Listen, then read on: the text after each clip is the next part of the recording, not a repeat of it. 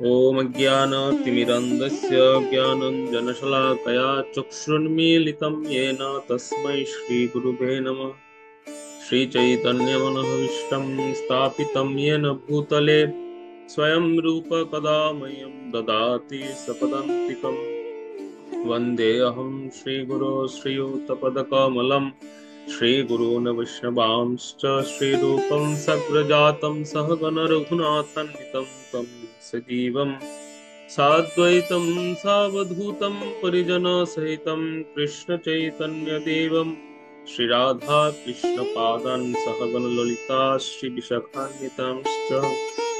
नमो विष्णुपदाय कृष्णपृष्ठाय भूतले श्रीमते भक्तिवेदांत स्वामिनिति नामिने। नमस्ते सरस्वती देवे गौरवाणी प्रचारिणे निर्विशेष शून्यवादी पाश्चात्य देशतारिणे। वाञ्छाकल्पतरुभ्यश्च कृपा सिन्धुभ्येव च पतितानां पावनेभ्यो वैष्णवेभ्यो नमो नमः। नमो महावदन्याय कृष्ण प्रेम प्रदायते कृष्णाय कृष्ण चैतन्य नाम्ने गौरतिशे नमः। हे कृष्ण करुणा सिंधो दीनबंधो जगत्पते गोपेश गोपिका कांत राधा कांत नमस्ते। तप्त कांचन गौरांगी राधे वृंदावनेश्वरी वृषभानुसुते देवी प्रणमामि हरिप्रिये। जय श्री कृष्ण चैतन्य प्रभु नित्यानंद श्री अद्वैत गदाधर श्रीवासादि गौर भक्तवृंद। हरे कृष्ण कृष्ण कृष्ण हरे हरे हरे राम राम राम हरे हरे। ओम नमो भगवते वासुदेवाय। ओम नमो भगवते वासुदेवाय। ओम नमो भगवते वासुदेवाय। नारायणं नमस्कृतं नरं चैव नरोत्तमं देवीं सरस्वतीं व्यासं ततो जयमुदीरयेत्। नष्टप्रायेषु भद्रेषु नित्यं भागवत सेवया भागवतमुत्तमं श्लोके भक्तिर्भवति नष्टिकी। मुखं करोति वाचालं पङ्गुं लङ्घयते गिरिं यत्कृपातमहं वन्दे श्रीगुरुं दीनतारिणं श्रीचैतन्येश्वरं परमानन्दमाधवम्। नमो विष्णुपदाय कृष्णपृष्ठाय भूतले श्रीमते जय पताका स्वामिनिति नामिने। नमो आचार्य पदाय निताय प्रपदायिने गौरकथादाय नमः। हरे कृष्ण। তো আমরা গত ক্লাস রিভিউতে শ্রবণ করলাম যেখানে আমরা অধ্যয়ন করেছি যে কিভাবে নমিসারণ্যের সমবেত ঋষিগণ ওরা প্রত্যেকে এই ভগবত কথা শ্রবণ করার জন্য ওনারা প্রত্যেকে সমবেত হয়েছিলেন সেখানে, এবং সেই স্থানে ওনারা সরাসরি যমরাজকে আহ্বান করে যমরাজের কাছ থেকে এই আশ্বাস বাণী নিলেন যে সেখানে যেন কারো কোনো অসুবিধা না হয় বা কারো কোনো তাদের কোনো পীড়া না হয় এবং মৃত্যুকাল যেন তাদেরকে সেই সময় তাদেরকে গ্রাস করতে না পারে, সেজন্য স্বয়ং যমরাজকে সেখানে উপস্থিত করলেন এবং যমরাজকেও সেই সুযোগ দান করলেন যাতে যমরাজও এই যে ভাগবত কথার স্বীকৃতি সেটি লাভ করতে পারে। মৃত্যুকে ওনারা সেখানে স্থান দিলেন সেই জায়গায়। তো এখানে আরেকটা যেটা বিষয় সেটা হচ্ছে যে সুত গোস্বামীপাদ বর্ণনা করছেন যে ওনারা যমরাজকে অনুরোধ করেছিলেন সেই স্থানে আসার জন্য এবং যমরাজ এসেছেন। যমরাজ ওনাদেরকে এই সুযোগটা দিয়েছেন যতক্ষণ ভাগবত কথা হবে ততক্ষণ পর্যন্ত তিনি কাউকে গ্রহণ করবেন না। এই আশ্বাস বাণীটা যমরাজের কাছ থেকে ওনারা প্রাপ্ত হয়েছে।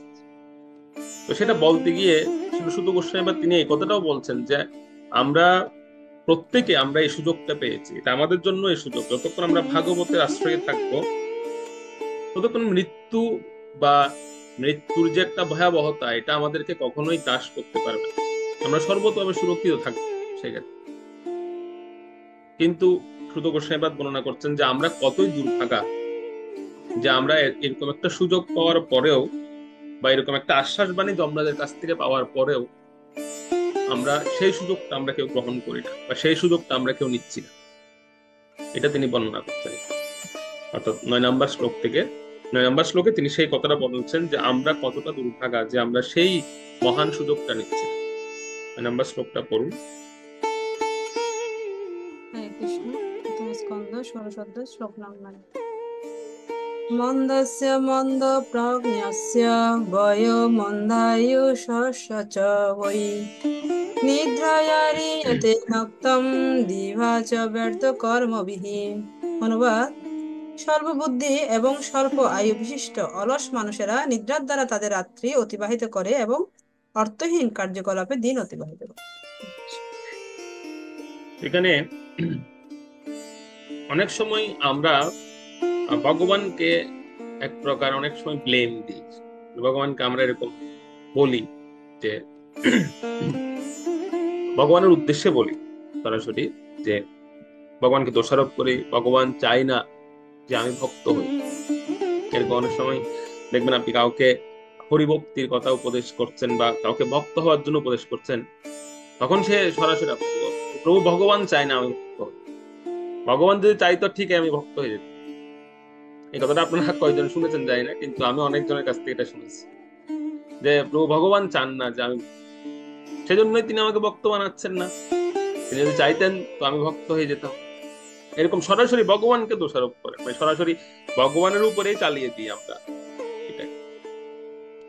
তো বা এরকম ভাবে অনেক সময় বলতে দেখা যায় যে ভগবান ইচ্ছে করে আমাকে ভুলিয়ে রেখেছেন, ভগবান তো চাইলে পারতেন আমাকে মনে করিয়ে দিতে যে আমি ওনার সেবক, আমি ওনার দাস, এটা তো ভগবান মনে করিয়ে দিতে পারতেন, কিন্তু ভগবান ইচ্ছে করে আমাকে ভুলিয়ে রেখেছেন, সেজন্য আমি ভুলে আছি।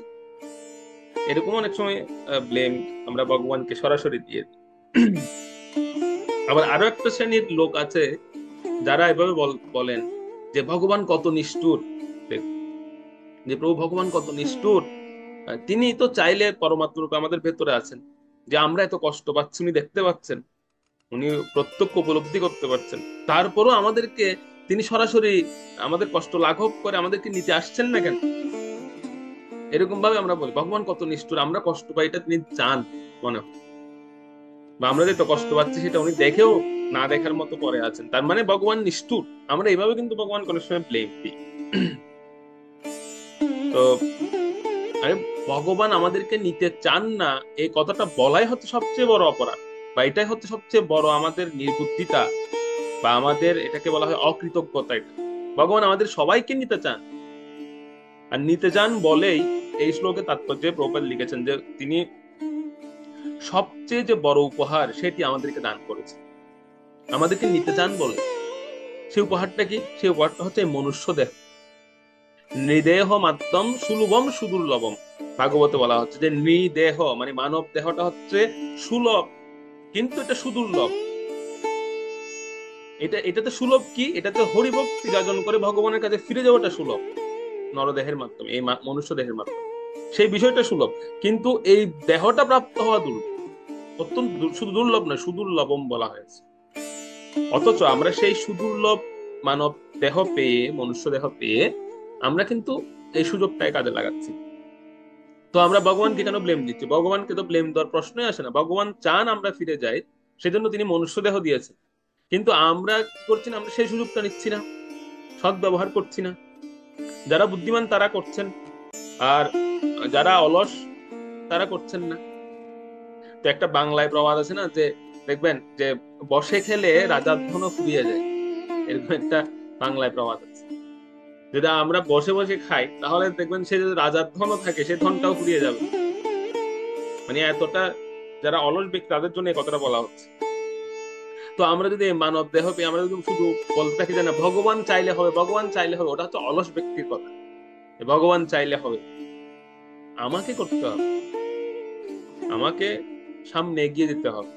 ভগবান তো আমাকে দিয়েছেন, সেই সুযোগটা দিয়েছেন, নরদেহ বা মনুষ্য দেহ দিয়ে ভগবান সেই সুযোগটা করে দিয়েছেন। এখন বাকি কাজটা আমাকে করতে হবে, আমাকে সামনের দিকে যেতে হবে। আমি যদি না যাই তাহলে এখানে ভগবান কি করবেন? তো আমরা কেবল এখানে ভগবানকে দোষারোপ করি, বা ভগবানকে আমরা ব্লেম দিই, ভগবানের উদ্দেশ্যে আমরা বলি যে ভগবান চান না, বা ভগবান আমাদেরকে কৃপা করছেন না। ঠিক এভাবে আমরা ভগবানকে দিই, কিন্তু অ্যাকচুয়ালি এটা ভগবান ঠিকই চান, ভগবান চান যে আমরা ফিরে যাই ওনার কাছে, ওনার সন্তানের ন্যায় আমরা প্রত্যেকে। তো সেই জন্য তিনি আমাদেরকে সুযোগ দিয়েছেন, আর আমাদেরকে সেই সুযোগটা কাজে লাগাতে, এটা হচ্ছে আমাদের মূল প্রসঙ্গ। প্রথমত কলিযুগের যেটা সবচেয়ে আহ ভয়ঙ্কর দিক, সেটা হচ্ছে কি প্রত্যেকে আমরা অল্প আয়ু, আমাদের প্রত্যেকেরই হচ্ছে আয়ু খুবই অল্প, আমরা অল্প আয়ু প্রাপ্ত হয়েছি। তার মধ্যে আবার আমাদের ভাগ্য হচ্ছে মন্দ ভাগ্য, ঠিক আছে, ভাগ্যহীন আমরা। তো অল্প আয়ু পেয়েছি ঠিকই, কিন্তু আমরা চাইলে সেই সুযোগটাকে খুব যথাযথভাবে কাজে লাগাতে পারি, কিন্তু আমরা কাজে লাগাচ্ছি না, বরং আমরা অলসতা করছি। তো কলিযুগে এই জিনিসগুলো হচ্ছে সবচেয়ে ভয়ঙ্কর বিষয়, অল্প আয়ু, তার মধ্যে আবার আমরা হয়ে গেছি অলস। সুতরাং আমাদের কি ক্ষতি হবে? সবকিছু মিলিয়ে খুব ভয়ঙ্কর পরিস্থিতি। প্রথমত অল্প আয়ু, আর দ্বিতীয়ত হচ্ছে অলস। তাই যে নৈমিষারণ্যের ঋষিগণ ছিলেন, ওনারাও কিন্তু এটাতে ভয় পাচ্ছিলেন। ওনারা তখন শিলসুত গোস্বামীপাদকে বললেন যে, হে শিলসুত গোস্বামীপাদ, আপনি কৃপা করে আমাদেরকেও সেই বিষয়ে বলবেন, শুধুমাত্র যে বিষয়টা কৃষ্ণ রিলেটেড, ভগবানের সঙ্গে সম্বন্ধযুক্ত, কেবল সেই বিষয়বস্তুগুলো আমাদেরকে শোনা, বাকিগুলো শোনানোর দরকার। এর পূর্বে আমরা বহু শাস্ত্র শ্রবণ করেছি, বহু বিষয় আমরা শুনেছি, তো দয়া করে আপনি আমাদেরকে, যেহেতু আমাদের এই কলিযুগ শুরু হয়ে গেছে এবং কলিযুগে অল্প আয়ু, আবার অন্যদিকে আমরা অলসমতি, সুতরাং আমাদের বেশিক্ষণ এই ধৈর্য ধারণ করা বা বেশিক্ষণ আমাদের এগুলো শ্রবণ করা সেই সুযোগ নাও হতে পারে সব। তাই দয়া করে কৃষ্ণ সম্বন্ধীয় যা আছে সেগুলোই আমাদেরকে শ্রবণ করা। যদিও যমরাজকে সেখানে ওনারা স্থান দিয়েছেন বটে, কিন্তু তার অর্থ এই নয় যে কারো মৃত্যু হবে না, তা তো নয়, মৃত্যু সবারই হবে। সেজন্য ওনারা সেটাও চিন্তা করছেন। তো আমরা আপনার কাছ থেকে সেই ভগবত বার্তা শ্রবণ করতে চাই। তো যে আমাদের দয়া করে এখন এই বিষয়টাই বলুন যে পরীক্ষিত মহারাজ যে দিগ্বিজয় যাত্রায় বের হয়েছিলেন, সে কেন সেই দিগ্বিজয় যাত্রায় বের হয়েছিলেন, দয়া করে আমাদেরকে সেই বিষয়টাই বলুন। তাই শিলসুত গোস্বামীপাদ এখন সেই প্রসঙ্গে যাবেন, যে প্রসঙ্গটা আমরা ছেড়ে এসেছি এর আগে, যে কেন পরীক্ষিত মহারাজ তিনি দিগ্বিজয় যাত্রায়, আমরা দিগ্বিজয় যাত্রাতে বেরিয়েছেন সে কতটুকু পর্যন্ত আমরা শ্রবণ করেছি, কেন তিনি বেরিয়েছেন সেই প্রসঙ্গটা এখনো জানি না। তো সেই কেন তিনি দিগ্বিজয় যাত্রায় বের হলেন সেই প্রসঙ্গটা এখন আলোচিত হবে 10 নম্বর শ্লোক। 10 নম্বর শ্লোকটা পড়ুন।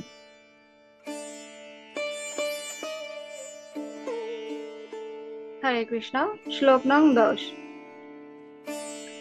सोऽत उवाच यदा परीक्षेत कुरजाङ्गलवसात् कलिं प्रविष्टं निजचक्रवर्तिते निशम्य भरतामनतिप्रियं ततः शरासनं संयोगशण्डिराददे। অনুবাদ: সুত গোস্বামী বললেন, মহারাজ পরীক্ষিত যখন কুরু সাম্রাজ্যের রাজধানীতে অবস্থান করছিলেন, তখন কলিযুগের লক্ষণাদি তার রাজ্যে অনুপ্রবেশ করতে শুরু করে। সেই সংবাদ তিনি যখন পান, তখন তার কাছে তা মোটেই প্রীতিপ্রদ বলে মনে হয়নি। অবশ্য তার ফলে তিনি সংগ্রাম করার একটি সুযোগ পেয়েছিলেন। তিনি তার ধনুর্বাণ তুলে নিয়ে সামরিক কার্যকলাপে প্রবৃত্ত হওয়ার জন্য প্রস্তুত হয়েছিলেন। এখানে পরীক্ষিত মহারাজের রাজ্য শাসন ব্যবস্থার একটা প্রসঙ্গ আমরা এখানে পাচ্ছি। এটা খুব গুরুত্বপূর্ণ একটা প্রসঙ্গ, বা এটা খুব গুরুত্বপূর্ণ দিক, যে পরীক্ষিত মহারাজের যে রাজ্য শাসন ব্যবস্থা ছিল সেই সময়কার, সে রাজ্য শাসন ব্যবস্থা এটা এমন ছিল যে সেখানে বিশেষ করে যুদ্ধের কোনো সম্ভাবনা ছিল না। সেখানে মানে একটা রাজ্যে সবচেয়ে যেটা মানুষ উদ্গ্রীব অবস্থায় থাকে, মানে মানুষ একটু ভয়ঙ্কর অবস্থায়, সেটা হচ্ছে যুদ্ধের একটা সম্ভাবনা আসা, বা যুদ্ধের একটা সম্ভাবনা আসার এরকম একটা পরিস্থিতি সৃষ্টি হওয়া, সেটা পরীক্ষিত মহারাজের রাজ্যে ছিল, কোনো যুদ্ধই হতো না সেখানে। তো বর্ণনা করা হচ্ছে এরকম যে যদি পরীক্ষিত মহারাজের রাজত্বকালীন সময়ে যে ধনুষ বাণগুলো ছিল সেগুলোতে জং ধরে গেছে, যুদ্ধ না হতে মানে কোনো যুদ্ধ হচ্ছে না দীর্ঘদিন ধরে, সুতরাং সেগুলো ব্যবহার নেই, যার ফলে সেগুলো অনেকটা শো পিচের মতো, যেরকম শো পিচে রাখা হতো, ধনুষ বাণ গুলো এরকম শো পিচে রাখা হয়ে গেছিল, ব্যবহার নেই। কেবল হয়তো মাঝে মধ্যে যদি মৃগয়া করতে যেতেন বনে টনে সেই সময় বের করতেন, তো সেখানে তো আর ভারী অস্ত্র বের করার দরকার হতো না। তো ভারী অস্ত্র যেসব ছিল যুদ্ধের জন্য সেগুলো অনেকটা নিষ্প্রয়োজন। আমরা গত ক্লাসে আলোচনা করেছি যে কারাগারে মরিচা ধরে গেছে, কারারক্ষীরা সবাই বাসায় চলে গেছে, কারণ কয়েদি নেই, ওনারা কি করবেন সেখানে। এইরকম হচ্ছে পরীক্ষিত মহারাজের রাজ্য ব্যবস্থা ছিল সেই সময়। অত্যন্ত সুন্দর রাজ্য ব্যবস্থা, যেখানে কোন রকম যুদ্ধের সম্ভাবনা ছিল না, কোন রকম মারামারি হানাহানি এসব কিছুই ছিল না সেখানে। তো সেটাকে বলা হচ্ছে, একটা জায়গায় বর্ণনা করা হচ্ছে যে যথা শাস্ত্র তথা ধর্ম, এই নীতিতেই তিনি রাজ্য পরিচালনা করতেন। শাস্ত্র এবং ধর্মকে সামনে রেখে তিনি রাজ্য শাসন ব্যবস্থা করতেন, যথা শাস্ত্র তথা ধর্ম এভাবে করতেন। কিন্তু কালের গতিটা কে ঠেকাবে? কালের গতিতে পরিবর্তন আসবে। তো সেই কালের গতিটা হচ্ছে অপ্রতিরোধ্য বলা হয়েছে কালের। তো যথারীতি কালের গতি এসে দাঁড়ালো কোথায়? কলিযুগ। কলিযুগের দ্বার প্রান্তে এসেছে, কলিযুগ শুরু হয়েছে। আর এই কলির প্রভাব আস্তে আস্তে পরীক্ষিত মহারাজের রাজ্যে প্রবেশ করা শুরু করেছে। তো এখানে তাৎপর্যে প্রভুপাদ লিখেছেন 4টি পাপ কর্ম। এই 4টি পাপ কর্ম স্বাভাবিকভাবেই কলির কলির প্রধান অস্ত্র হিসেবে সব জায়গায় প্রবেশ করেছে। তো আমরা তো 4টা পাপ কর্মকেই দেখি সচরাচর বিশেষভাবে, কিন্তু তার অর্থ এই যে কিন্তু এই 4টা পাপ কর্ম কিন্তু তার মানে পরীক্ষিত মহারাজের সময় হতো না, বা সেই সময়কার সময়েও এই 4টি পাপ কর্মকে কিন্তু নিষিদ্ধ কর্ম হিসেবে ধরা হতো বা দেখা হতো। 4টা পাপ কর্ম সেটাই বোঝাচ্ছে কিন্তু এখানে, অর্থাৎ সেই সময়ে 4টি পাপ কর্মকেও নিষিদ্ধ কর্ম হিসেবে দেখা হতো, কলির কর্ম হিসেবে দেখা হতো। কিন্তু পরীক্ষিত মহারাজ যতদিন শাসন করেছেন ততদিন পর্যন্ত এই 4টি পাপ কর্ম সেখানে লঘু হিসেবে ছিল, মানে পরিপূর্ণভাবে দেখা যেত না, খুব অল্প পরিমাণে দেখা যেত, এটা খুব কম দেখা যেত না বললে চলে 4টা পাপ কর্ম। কিন্তু ওনার কিছু গুপ্তচর এসে যে সংবাদটা ওনাকে দিল পরীক্ষিত মহারাজকে, যেটা পরীক্ষিত মহারাজের মধ্যে ভয়ের সৃষ্টি করলো, ভয় নয়, অর্থাৎ উনি চিন্তাগ্রস্ত হলেন পরীক্ষিত মহারাজ। সেই গুপ্তচরেরা কি সংবাদ দিল? গুপ্তচরেরা বললেন যে মহারাজ, 4টি পাপ কর্ম আপনার রাজ্যে অতটা দেখা যাচ্ছে না বা অতটা বিদ্যমান নয় বললেই চলে, কিন্তু এই 4টি পাপ কর্মের বাইরে আরো 5টি পাপ কর্ম দেখা যাচ্ছে আপনার রাজ্যে, অল্প অল্প করে এগুলো দেখা যাচ্ছে। এগুলো খুব গুরুত্বপূর্ণ, এগুলো আমাদের জেনে রাখা দরকার। এগুলো কিন্তু কলি প্রথম প্রবেশ করছে কিভাবে দেখ, মানে কলি কিভাবে প্রবেশ করে। গুপ্তচরেরা খবর দিলেন মহারাজ পরীক্ষিত। মহারাজ পরীক্ষিত জিজ্ঞেস করলেন, কি সেই 5টি পাপ কর্ম তোমরা দেখে এসেছো যেগুলোর কারণে তোমরা খুব ভয় পাচ্ছ? যে আমার রাজ্য মেন হস্তিনাপুরে নয়, প্রধান যে হস্তিনাপুর সেখানে নয়, ওনারা খবর এনেছেন যে বর্ডার এরিয়া থেকে, মানে অনেক দূর থেকে ওনারা খবর এনেছেন যে আপনার রাজ্যে এরকম 5টা বিষয় অল্প অল্প পরিমাণে দেখা যাচ্ছে, যেটা খুব চিন্তার বিষয়। তখন তিনি জিজ্ঞেস করলেন, কি কি সেই 5টা বিষয়? এই 5টা বিষয়গুলো শুনে রাখা ভালো আমার। প্রথমটা হচ্ছে কি? হিংসা। এটা হচ্ছে কলির, কি বলা যায়, কলির পরমাত্মীয়, পরম মিত্র, হিংসা। এইটা দেখা যাচ্ছে আপনার রাজ্যে। আচ্ছা, তারপর দ্বিতীয় হচ্ছে নিন্দা, যে নিন্দা করার মেন্টালিটি বা নিন্দা করার প্রবণতা, এটাও দেখা যাচ্ছে। 3 নাম্বার হচ্ছে কি? পরশ্রী কাতরতা, অন্যের ঐশ্বর্য দেখে বা অন্যের যশ দেখে অত্যন্ত ঈর্ষাপরায়ণ হওয়া, এটার নাম হচ্ছে পরশ্রী কাতরতা, অন্যের যশ দেখে সহ্য করতে না পারা, এটাও দেখা যাচ্ছে সেই সময়। চতুর্থ হচ্ছে শাস্ত্রে অবিশ্বাস, যে শাস্ত্রসমূহের যে কথা, সেই কথাগুলোতে অবিশ্বাস করা, বিশ্বাস করছে না বা অবিশ্বাস আসা সেগুলোর প্রতি, এটা হচ্ছে 4 নাম্বার। আর 5 নাম্বার বলা হচ্ছে কি? যে গুরুজনকে অশ্রদ্ধা করা, গুরুস্থানীয় ব্যক্তিকে অশ্রদ্ধা বা অবজ্ঞা করা, এগুলো দেখা যাচ্ছে।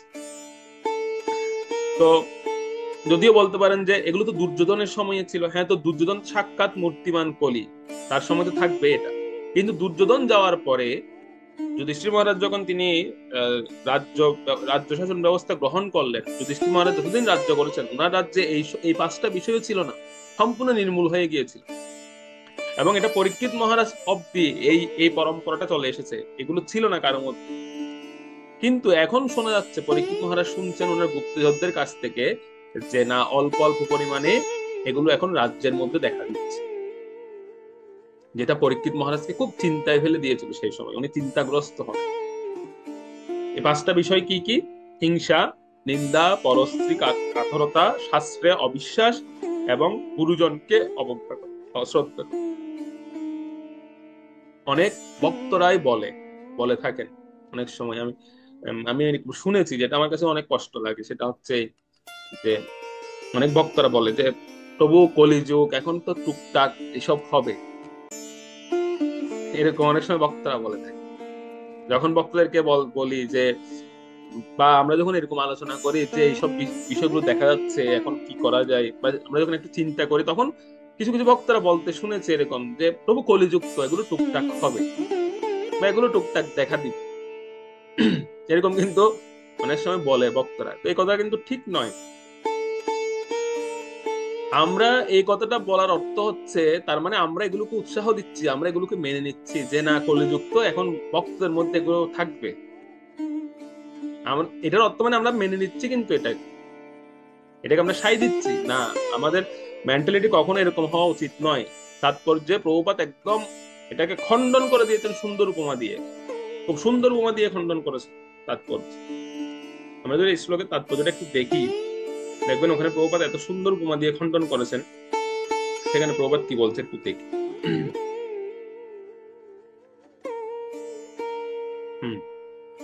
দেখুন এখানে প্রভুপাদ এখানে কত সুন্দর লিখছেন যে অলস এবং দুর্ভাগা মানুষেরা এই ধরনের যুক্তি প্রদর্শন করে। শেষের দিকে প্রভুপাদ এই কথাটা বলছেন। কোন যুক্তিটা? যেটা আমরা বলছি যে কলিযুগে এরকম লক্ষণ থাকতে পারে টুকটাক, কোনো অসুবিধা নেই, আমরা অনেক সময় এরকম বলি। কিন্তু প্রভুপাদ কি বলছেন? যারা অলস এবং দুর্ভাগা এরাই এই ধরনের যুক্তিগুলো বলে। বর্ষাকালে বর্ষা অবশ্যম্ভাবী, কিন্তু তবুও মানুষ সেই বৃষ্টি থেকে নিজেদেরকে রক্ষা করার ব্যবস্থা করে। তেমনই কলিযুগে উল্লেখিত লক্ষণগুলি সমাজ ব্যবস্থায় প্রবেশ করবেই, কিন্তু তা সত্ত্বেও রাষ্ট্রনেতাদের কর্তব্য কলির সেই প্রভাব থেকে নাগরিকদের রক্ষা করা। এই যেমন বর্ষাকালে আমরা যদি বলি যে বর্ষাকালে তো বৃষ্টি হবে, এটাই স্বাভাবিক, তার মানে আমি ছাতি ছাড়াই ঘর থেকে বের হয়ে যাব নাকি? আমরা কি করি? আমরা বর্ষাকালে বৃষ্টি হবে এটা জেনেই তো আমরা ছাতি নিই, ছাতির ব্যবহার করি। তো প্রভুপাদ বলছেন তাৎপর্যের এই বিষয়টা দিয়ে যে কলিযুগ বলে যে বিষয়গুলোকে আমরা মেনে নেব তা নয়, বিষয়গুলো থেকে মুক্ত থাকার জন্য আমরা ব্যবস্থা নেব। সেই বৃষ্টি থেকে রক্ষা হওয়ার মতো যখন আমরা যেরকম আমরা ছাতি নিই, সেরকম এই প্রভাবগুলো থেকে মুক্ত হওয়ার জন্য আমাদের ব্যবস্থা নিতে হবে। আর এই ব্যবস্থাটা কে নেবেন? যারা রাষ্ট্র প্রধানরা আছেন, রাষ্ট্র ক্ষমতায় যারা আছেন, তাদেরকে নিতে হবে। তারা যদি না নেই, প্রজারা নেবেন না। তো ওনারা নিচ্ছেন না কেন? এখানেও সেই কথাটা বলেছেন, বা সেই কথাটা আমরা সামনেও পাবো সেখানে, যেখানে প্রভুপাদ লিখছেন কি, মহারাজ পরীক্ষিত কলির প্রভাবে প্রভাবিত দুষ্কৃতকারীদের দণ্ডদান করতে চেয়েছিলেন এবং তার ফলে নিষ্পাপ এবং ধর্মপরায়ণ নিরীহ নাগরিকদের রক্ষা করার ব্যবস্থা করেছিলেন। রাজার কর্তব্য এইভাবে প্রজাদের রক্ষা করা এবং কলির বিরুদ্ধে পরীক্ষিত মহারাজের যুদ্ধের প্রস্তুতি সম্পূর্ণভাবে ন্যায়সঙ্গত ছিল। অর্থাৎ এটা কিন্তু যারা নায়ক, রাষ্ট্রনায়করা থাকবেন, তাদের কর্তব্য হচ্ছে এরকম প্রজাদেরকে রক্ষা করা। তারা যদি না করে তাহলে নিজেদেরকে নিজেরাই প্রোটেকশন নিতে হবে নিজেদের ক্ষেত্রে সেটা। কিন্তু আমরা কখনো এটাকে মেনে নেব না। যেরকম আমরা যদি বলি যে এগুলো থাকবে, এগুলো হবে, এটা হচ্ছে মেনে নেওয়া। আমাদের যুক্তি হবে কি, না, আমি নিজেকে সুরক্ষিত রাখবো, সেখান থেকে আমি নিজেকে রক্ষা করব। যদি রাষ্ট্রনায়ক আমাকে রক্ষা না করে, তাহলে আমি নিজেকে রক্ষা করবো, নিজেকে আমি সুরক্ষা দিব, আমি যেন সেগুলোর মধ্যে না পড়ি। যে পাঁচটা বিষয় বললাম, এই পাঁচটা বিষয় কিন্তু বর্তমানে একদম সচরাচর দেখা যায়, এবং বর্তমানে আমরা এগুলোকে মনে করি খুব সাধারণ একটা বিষয়। এই যে হিংসা করা, নিন্দা করা বা পরস্ত্রী কাতরতা, আর সবচেয়ে যে জিনিসটা জঘন্য হচ্ছে সেটা হচ্ছে গুরুজনকে অবজ্ঞা করা, যেটা এখন বর্তমানে দেখা যাচ্ছে সবচেয়ে বেশি। গুরুকে অবজ্ঞা করা, শিক্ষা গুরুকে অপমান করা, এগুলোকে আমরা কিন্তু বর্তমান সময়ে খুব ইজি ভাবে নিচ্ছি, মানে খুব সহজ সাধ্য ভাবে নিচ্ছি, কিন্তু এগুলো এগুলো ইজি বিষয় নয়। এগুলো হচ্ছে কলি প্রবেশের প্রথম ধাপ। এরপরে আরো আরো ভয়ঙ্কর পরিস্থিতি আসবে। এগুলো হচ্ছে প্রথম ধাপ, যেগুলো দেখে পরীক্ষিত মহারাজের মতো ব্যক্তি উনি চিন্তাগ্রস্ত হয়ে পড়লেন। উনি উনি যুদ্ধের জন্য আহ্বান করে দিলেন, যুদ্ধের যে বাজনা সেটি বাজিয়ে দিলেন উনি পুরো রাজ্যে। পুরো রাজ্যবাসী তো সবাই অবাক হয়ে গেলেন যে এই হস্তিনাপুর তো কোনোদিন কোনো রাজ্যের উপর আক্রমণ করেনি, তাহলে পরীক্ষিত মহারাজ কিসের যুদ্ধের এটা আয়োজন করলেন? পরীক্ষিত মহারাজ কোনো ব্যক্তির জন্য, কোনো রাজ্যের জন্য যুদ্ধের আহ্বান করেন। উনি সরাসরি এই যে বিষয়গুলো উনি শুনেছেন গুপ্তচরদের কাছ থেকে, সেই বিষয় থেকে এই পৃথিবীকে রক্ষা করার জন্য বা ওনার রাজ্যকে রক্ষা করার জন্য, প্রজাদের রক্ষা করার জন্য তিনি যুদ্ধের যে বাদ্য সেটি বাজিয়েছেন। তবে তার পূর্বে তিনি যুদ্ধ করতে বের হবেন, সেটার পূর্বেও একটা সুন্দর বিষয়। বিষয়টা হচ্ছে প্রথমত হচ্ছে যুধিষ্ঠির মহারাজ যুদ্ধ করবেন, শুধু এই বিচারটা ভেবে তিনি খুব আনন্দিত হচ্ছেন। আবার একই সঙ্গে তিনি খুব চিন্তাগ্রস্ত, দুঃখ পাচ্ছেন। আনন্দিত হয়েছেন এই জন্য যে অনেকদিন পরে যুদ্ধ করবেন। ক্ষত্রিয় তো স্বাভাবিকভাবে যুদ্ধের যদি একটা প্রসঙ্গ আসে, তো এরা মানে যেরকম প্রভুপাদ তাৎপর্য লিখেছেন এই শ্লোকে, যে খেলোয়াড়রা যদি খেলার সুযোগ পান তাহলে তারা খুব খুশি হবে। সেরকম যদি পরীক্ষিত মহারাজ তিনি ক্ষত্রিয় জাতিতে, তো তিনি যখন যুদ্ধের একটা সম্ভাবনা দেখেছেন তিনি খুব প্রসন্ন হয়ে গেলেন। তিনি চিন্তা করছেন, বাহ, অনেকদিন পরে একটা সুযোগ আসলো যুদ্ধ করার, মানে অস্ত্রগুলো ব্যবহার হবে এখন ভালোভাবে। তো সেদিকে খুশি হচ্ছেন। আবার কষ্ট পাচ্ছেন কেন? কষ্ট পাচ্ছেন এই ভেবে যে কলি কি সত্যি প্রবেশ করে গেল আমার রাজ্যে, বা কলি কি সত্যি আগমন ঘটলো কলির। ভগবান যে কথা বলে গিয়েছেন, ভগবান যাওয়ার পরে যে কলি পৃথিবীতে নামবে, তাহলে কি সেটা সত্যি হতে চলছে? এই ভেবে তিনি খুব কষ্ট পাচ্ছেন, প্রজাদের কথা চিন্তা করে খুব কষ্ট পাচ্ছেন। তবে তিনি এই শিক্ষাটা, এটা খুব গুরুত্বপূর্ণ শিক্ষা, তিনি একক সিদ্ধান্তে বের হন। তিনি উনার যে উপদেষ্টা ব্রাহ্মণ মন্ডলী ছিলেন, পরীক্ষিত মহারাজের উপদেষ্টাগণ ছিলেন প্রত্যেকে ব্রাহ্মণ, উনাদেরকে ডাকলেন। উনার সম্পূর্ণ উপদেষ্টা পরিষদকে ডাকলেন, ডেকে তিনি তাদের কাছ থেকে জানতে চাইলেন যে এই মুহূর্তে আমার করণীয় কি। গুপ্তচরেরা যে খবর দিল আমাকে এসে, যে এই লক্ষণগুলো তারা দেখতে পাচ্ছে আমাদের রাজ্যে বা পুরো সমগ্র ভারতবর্ষে, তো এই মুহূর্তে আমার করণীয় কি, একজন চক্রবর্তী সম্রাট হিসেবে আমার করণীয় কি। ব্রাহ্মণদের উপদেষ্টাদের জিজ্ঞাসা করুন। উপদেষ্টাগণ ওনাকে পরামর্শ দিলেন যে আপনি দিগ্বিজয় যাত্রায় বের হন। হে মহারাজ, আপনি দিগ্বিজয় যাত্রায় বের হন, এবং এই দিগ্বিজয় যাত্রাটা কেবল কাউকে আক্রমণ করার জন্য নয়, এই দিগ্বিজয় যাত্রাটা হবে কলির বিরুদ্ধে। যে লক্ষণগুলো আপনি দেখতে পেয়েছেন সেই লক্ষণগুলো বিনাশ করার জন্য এই দিগ্বিজয় যাত্রাটা। অনেকে দিগ্বিজয় যাত্রাটাকে ভুল বুঝতে পারেন, অনেকে মনে করতে পারেন যে এই দিগ্বিজয় যাত্রাটা কেন করেছেন, কোন রাজ্যকে আক্রমণ করার জন্য না। সেটা আমরা পরে দেখতে পাবো। শিলসুত গোস্বামীপাদ 11 নম্বর শ্লোকে বলছেন যে সেই সময় ওনার ব্রাহ্মণগণ বা ওনার উপদেষ্টাগণ কি সিদ্ধান্ত দিয়েছিলেন। আমরা 11 নম্বর শ্লোকে যাই, 11 নম্বর শ্লোকটা পড়ি।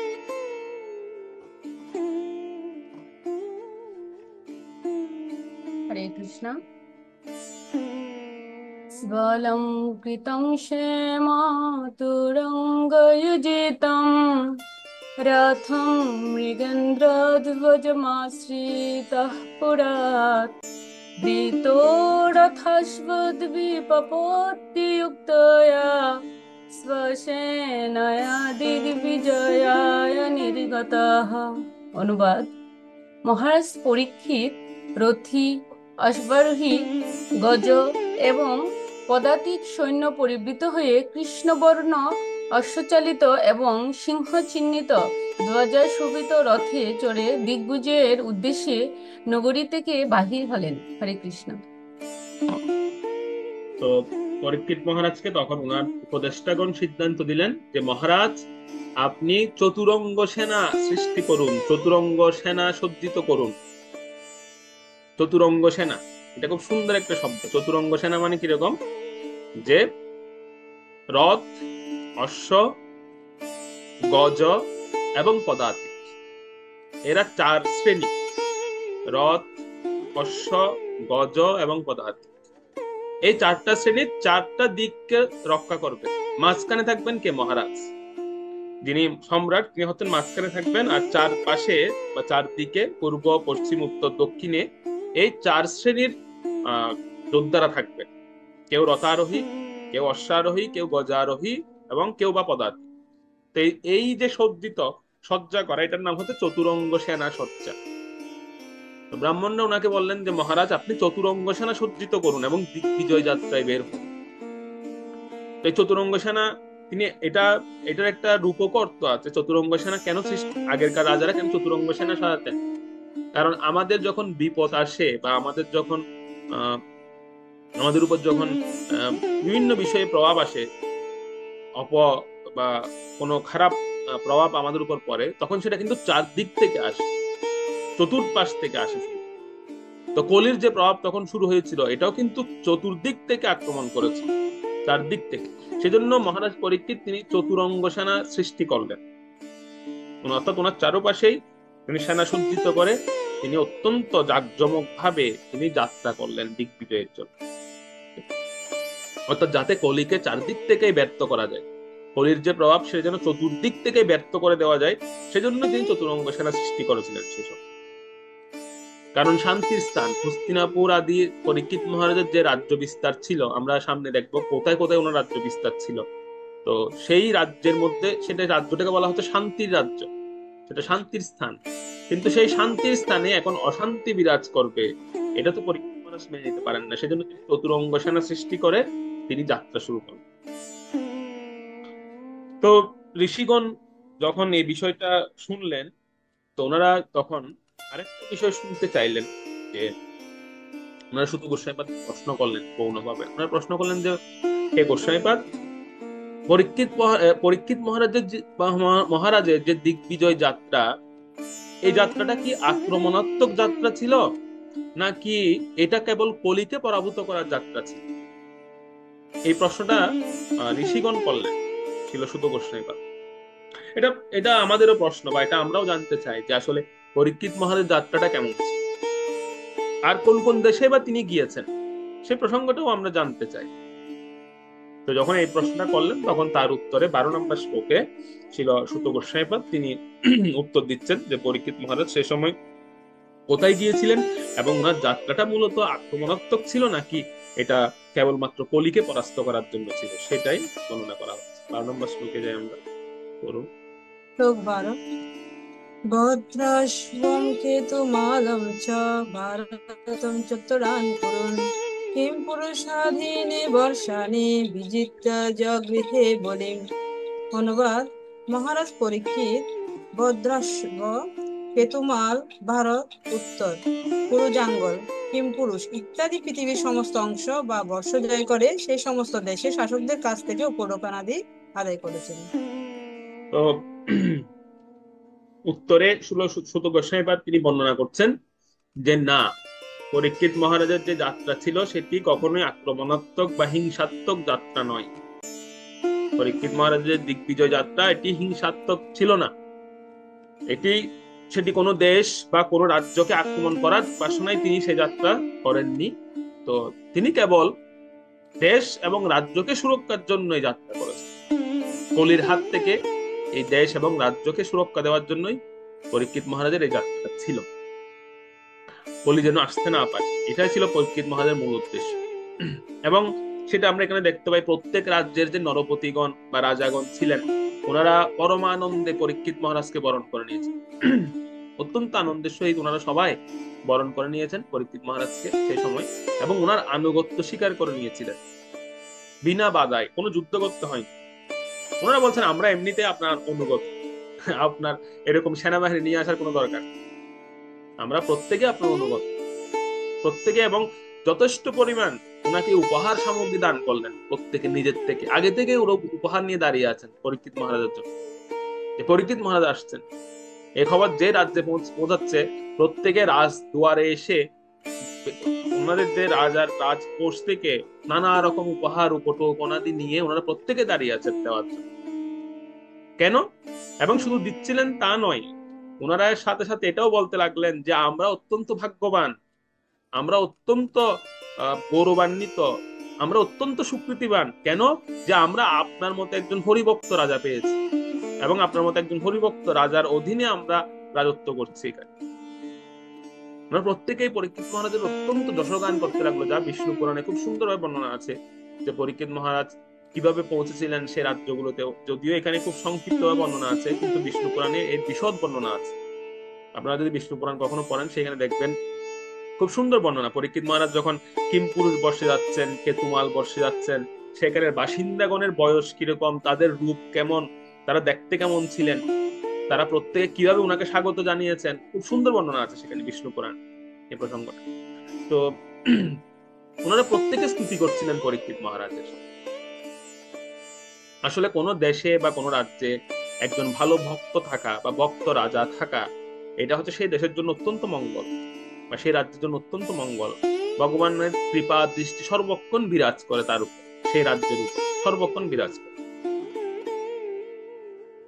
প্রকৃতি কখন বৈরী হয়ে যায় বা প্রকৃতি কখন দেখবেন যে প্রকৃতির যে ধরন সেটার বৈরিতা করবে কখন, যখন সেই দেশের রাজা বা সেই দেশের যিনি প্রধান তিনি যদি ধার্মিক না হন বা তিনি যদি অধার্মিক হন, তখন প্রকৃতি বৈরী হয়ে যায়, তখন প্রকৃতি বৈরী আচরণ করে। সেজন্য একজন হরিভক্ত রাজা থাকা বা একজন ভক্ত অবস্থান করা কোনো দেশের জন্য, কোনো রাজ্যের জন্য অত্যন্ত মঙ্গলকারী, অত্যন্ত মঙ্গলদায়ক। তো সমস্ত রাজাগণ ওনারা পরীক্ষিত মহারাজের প্রশংসা করতে লাগলেন এবং ওনারা বলছিলেন যে মহারাজ, আমরা যদি ভক্ত নাও হতে পারি বা আমরা যদি ভক্ত নাও হই, তথাপি ভগবান আমাদেরকে কোনোদিন আমাদের অপরাধ নেবেন না, ভগবান আমাদের উপর কোনোদিনও পাপ দেবেন না, কারণ আমরা আপনার অধীনে আছি। আপনি হচ্ছেন হরিভক্ত, ভগবানের ভক্ত। তো আমরা যেহেতু আপনার অধীনে আছি, আমরা যদি ভক্ত নাও হই, তথাপি ভগবান আমাদের উপর কৃপা করবেন, কারণ আমরা তো আপনার অধীনে আছি, আমরা তো হরির ভক্তের ভক্ত আমরা, তাই ভগবান আমাদের উপর বিশেষ কৃপা করবেন। রাজারা এভাবে স্তুতি করছিলেন পরীক্ষিত মহারাজ। যদিও প্রত্যেক রাজারাই পরীক্ষিত মহারাজের সময় হরিভক্ত ছিলেন এবং পরীক্ষিত মহারাজ সেটা নিশ্চয়তা করার জন্যই তিনি কিন্তু বেরিয়েছেন যে রাজারা ঠিক মতো হরিভক্তি করছে কিনা, ঠিক মতো কর দিচ্ছেন কিনা সেটা দেখার জন্য বের হন। পরীক্ষিত মহারাজ বেরিয়েছিলেন, দেখছিলেন রাজারা ঠিক মতো সাধন বোধন করছে, তো রাজারা সব ঠিকঠাক করছে কিনা এইটা দেখার জন্য তিনি বেরিয়েছেন মূলত। তাৎপর্যে প্রভুপাদ সমস্ত রাজ্যের কথা উল্লেখ করেছেন, আপনারা সেটা পড়লে বা আপনারা হয়তো সেটা পড়েছেন যে কোন কোন রাজ্যে তিনি গিয়েছেন। রাজ্যগুলোর বিশদ বর্ণনা তাৎপর্যের মধ্যে আছে, আমি আর সেটা আলোচনা করছি না। তো বিষয়টা হচ্ছে এই যে প্রত্যেক রাজাদের হৃদয়ে পরীক্ষিত মহারাজকে দর্শন করে ভগবানের প্রতি একটা বাৎসল্য, ভগবান যে ভক্ত বৎসল, এই বিষয়টা তাদের হৃদয়ে খুব ভালোভাবে জাগছিল। তারা সেই প্রসঙ্গটাই বলছেন যে ভগবান কত ভক্ত বৎসল, ভগবান আপনাকে মাতৃগর্ভে রক্ষা করেছেন, ভগবান ভক্তের প্রতি কত বৎসলতা ভগবানের কাজ করে যে একজন ভক্তকে তিনি মাতৃগর্ভে রক্ষা করেন। এইভাবে ওনারা স্তুতি করছিলেন পরীক্ষিত মহারাজ। প্রত্যেকের মধ্যে ভক্ত বৎসল ভাব প্রকাশ পেয়েছে ভগবানের প্রতি, যে ভগবান কতই ভক্ত বৎসল, এই প্রসঙ্গটা বলছিলেন। তবে আশ্চর্যের একটা বিষয় হলো এই যে মহারাজ পরীক্ষিত তিনি তো এই প্রসঙ্গগুলো শুনছিলেন, সবাই ওনার স্তুতি করছিলেন এবং সবাই ওনাকে বলছিলেন যে যখন কেউ শুনছিল যে মহারাজ পরীক্ষিত আসছেন, তো এটা শুনেই তো সবাই প্রথমে বলছেন কোন পরীক্ষিত, যাকে ভগবান মাতৃগর্ভে রক্ষা করেছিলেন সেই পরীক্ষিত। বলছে হ্যাঁ, সেই পরীক্ষিত আসছেন। সঙ্গে সঙ্গে সবাই রাজ্যের রাজদুয়ারে এইসব একটা বড় বড় বরণ ডালা নিয়ে সবাই হাজির হচ্ছে বরণ করার জন্য, কারণ সবাই জানতেন পরীক্ষিত মহারাজের যে জন্ম বৃত্তান্ত সেটি সমস্ত রাজ্যে প্রচার হয়ে গিয়েছিল ওনার জন্মের পরপরে। যেহেতু যুধিষ্ঠির মহারাজ সম্রাট ছিলেন, তো সমস্ত রাজ্যেই সেটা প্রচার হয়ে গেছে যে ভগবান যাকে মাতৃগর্ভে রক্ষা করেছেন ইনি হচ্ছেন সেই পরীক্ষিত। তো সবাই ওনাকে বরণ করার জন্য সবাই অধিক উৎসাহে, অধিক আগ্রহে সবাই বসেছিলেন। তো প্রত্যেকে ওনাকে অত্যন্ত স্তুতি করছেন। কিন্তু একটা আশ্চর্যের বিষয়, এই পরীক্ষিত মহারাজ তো এগুলোর জন্য তিনি বের হননি দিগ্বিজয়। তিনি কেন বেরিয়েছিলেন? তিনি বেরিয়েছিলেন যে কলির প্রভাব কোথায় কোথায় এসেছে সেটা দেখার জন্য। উনি যে গুপ্তচরদের কাছ থেকে শুনেছেন যে কলির প্রভাব ঢুকছে ওনার রাজ্যে, এটা আসলে কোথায় কোথায় আছে, কোথায় কোথায় দেখা যাচ্ছে বা কোথায় প্রকাশ পাচ্ছে সেটা দেখার জন্য কিন্তু তিনি বেরিয়েছেন। কিন্তু আশ্চর্য হচ্ছে এতগুলো দেশ, এতগুলো রাজ্য তিনি ভ্রমণ করলেন, কোথাও তিনি বিন্দুমাত্র কলির কোনো লক্ষণ দেখতে পেলেন, কোনো লক্ষণই তিনি দেখতে পাচ্ছেন না। তিনি তখন চিন্তা করছেন, আরে এই গুপ্তচররা যে আমাকে বলল যে কলির লক্ষণ প্রকাশ পাচ্ছে, আমি তো কোনো লক্ষণ দেখতে পাচ্ছি না, সব জায়গায় ভালো ভালো ভালো দেখতে পাচ্ছি, এর কারণ কি? তাহলে কি তারা মিথ্যা সংবাদ দিল আমাকে? কিন্তু গুপ্তচরেরা তো কখনো মিথ্যা সংবাদ দেন না, এটাও পরীক্ষিত মহারাজ জানতেন। কিন্তু পরীক্ষিত মহারাজ চিন্তা করছেন, আমি তো সব ভালো দেখতে পাচ্ছি, আমি তো কোনো খারাপ দেখতে পাচ্ছি। তো এই এই প্রশ্নটা বা এই কারণটা, এটা ঋষিদেরও প্রশ্ন ছিল। এই প্রশ্নটা ঋষিরাও বলছিলেন যে আচ্ছা, পরীক্ষিত মহারাজ যে এতগুলো দেশে এতগুলো রাজ্যে ভ্রমণ করছিলেন, আদৌ কি পরীক্ষিত মহারাজ কলির কোনো লক্ষণ দেখতে পেয়েছিলেন সেই সময়? ঋষিরাও সুত গোস্বামীকে প্রশ্ন করেন। তো কারণ উনি তো মূলত ওই লক্ষ্য নিয়ে বেরিয়েছেন রাজ্য থেকে, কিন্তু আদৌ কি দেখেছেন? সুত গোস্বামীপাদ বলছেন না, সেরকম তো কোনো লক্ষণ দেখেননি তিনি। কেন দেখেননি, এর কারণ কি? আবার দ্বিতীয় প্রশ্ন করলেন। এবং সেই সঙ্গে এটা আমাদেরও প্রশ্ন, কেন দেখলেন? কেন পরীক্ষিত মহারাজের দৃষ্টিতে কলির কোনো লক্ষণ প্রকাশ পেল না? তো কেন পেল না, এই উত্তরটা দিচ্ছেন সুত গোস্বামীপাদ 13 থেকে 15 নং শ্লোক। 13, 14, 15 এই 3টা শ্লোকে উত্তর দিচ্ছেন যে কেন সেই সময় পরীক্ষিত মহারাজ তিনি কলির কোনো লক্ষণ দেখতে পেলেন না এবং সবকিছু শুভ এবং মঙ্গলময় দৃশ্য তিনি দেখলেন। আমরা যাই 13 থেকে 15 শ্লোক।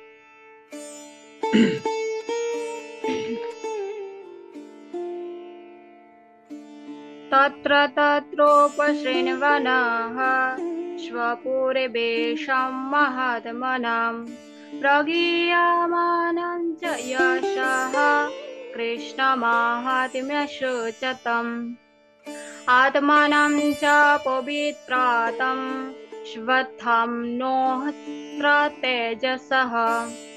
स्नेहं च वृष्णिपर्तानं तेषां भक्ति च केशवे तेभ्यो परमसन्तुष्टः प्रीत्युज्जिम्भितलोचनः महाधनानि वासंसि ददोहारान् महामनः।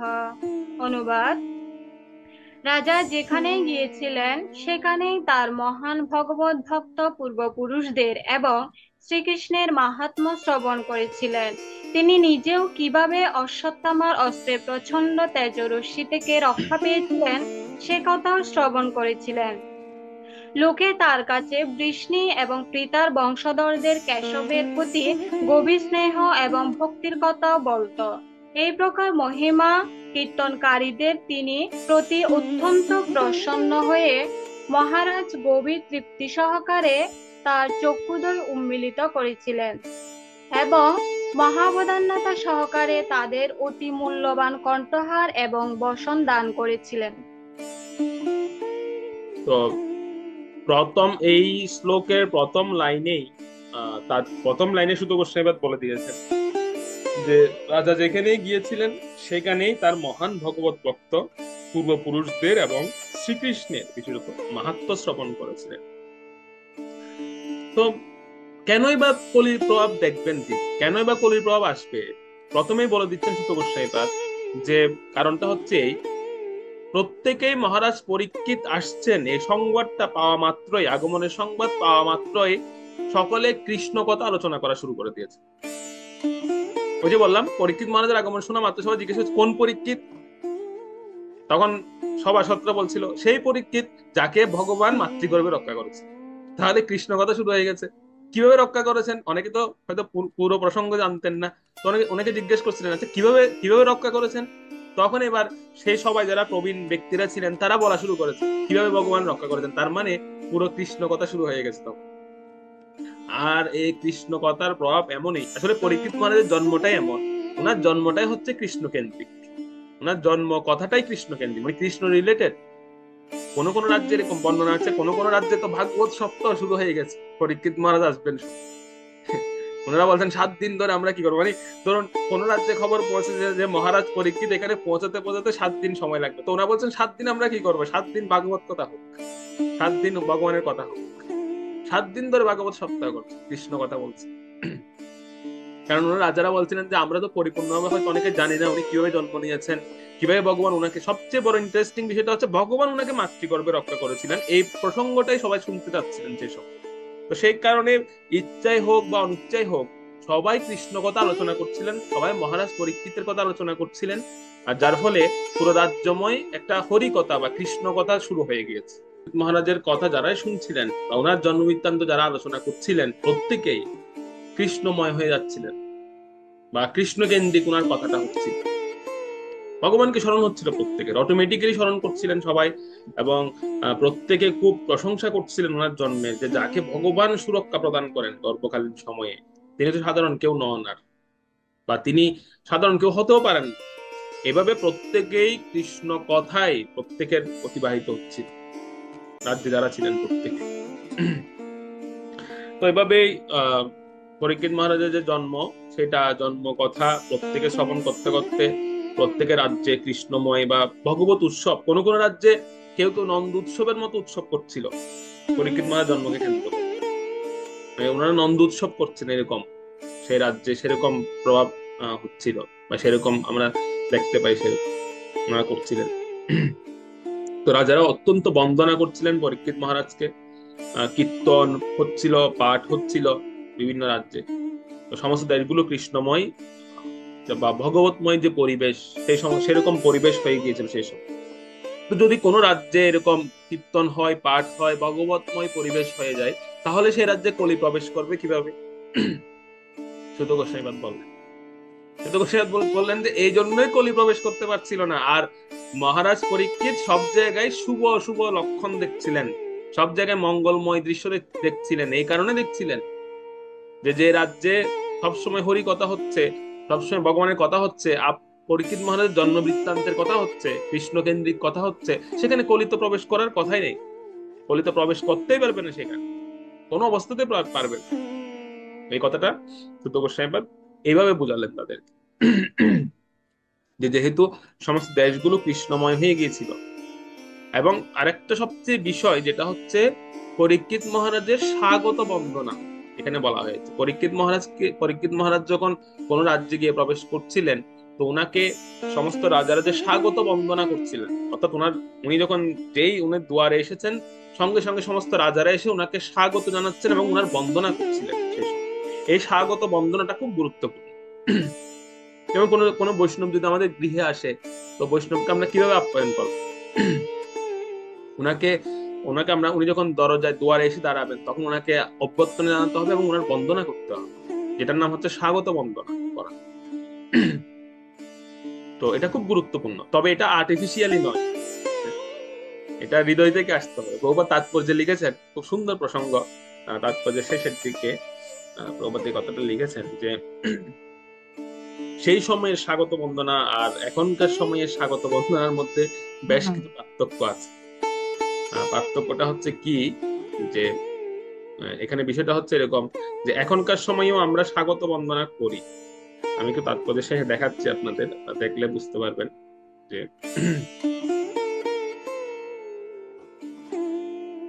এখানে দেখুন শেষের দিকে বলা হচ্ছে স্বাগত বন্দনার পার্থক্য এই যে তখনকার স্বাগত বন্দনা করা হতো পরীক্ষিত মহারাজের মতো ব্যক্তিকে, সেই স্বাগত বন্দনা হতো সম্পূর্ণ বাস্তব, মানে সেটা যেটা সত্য বাস্তব তত্ত্বের ভিত্তিতে, এবং যারা সে বন্দনা করতেন তাদের যথেষ্ট পুরস্কৃত করা হতো।